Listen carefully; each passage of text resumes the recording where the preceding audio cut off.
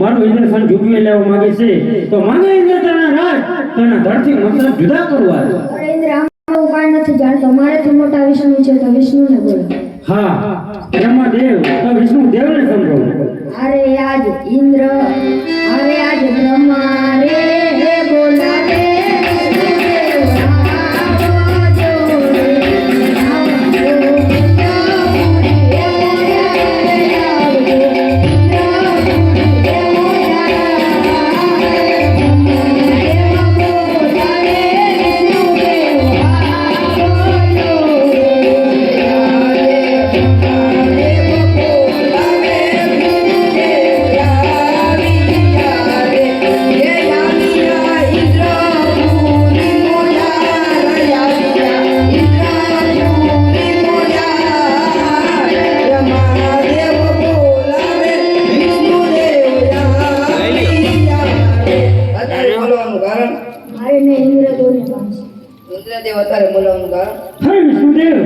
તમે તો બધું જાણો છો છતાં પણ મારા મોઢે સાંભળવા માંગો છો તો સાંભળો.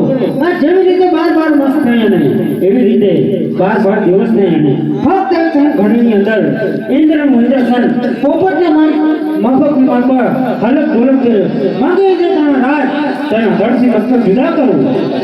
મારાથી મોટા ભોળાનાથ છે તો ભોળાનાથ કે આજે વિષ્ણુ દેવ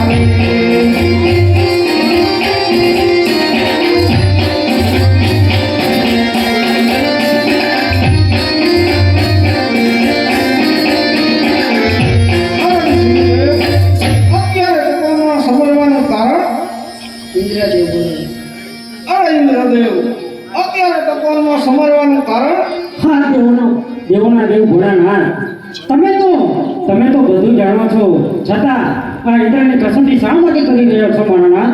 હું તમારા મુખે સાંભળવા માંગુ છું. હા ભોળાનાથ હાજ ઇન્દ્ર કહે ભોળાનાથ તમે પણ સાંભળો કે આજ જેવી રીતે બાર મસ્ત થયા નહીં એવી રીતે બાર દિવસ થયા નહીં.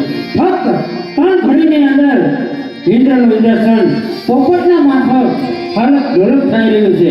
સામે તમારી શિવલિંગની ભક્તિ કરતા કોઈ કાળા માથાનો માનવી મારું ઇન્દ્રસન ઝૂકવી લેવા માંગે છે તો માંગે ઇન્દ્ર તારા રાજ તેના ધરથી મસ્તક જુદા કરવું. એ તો મારો ભગત છે. એ દેવોના દુઃખના ભાંગ ભોળા દેવોના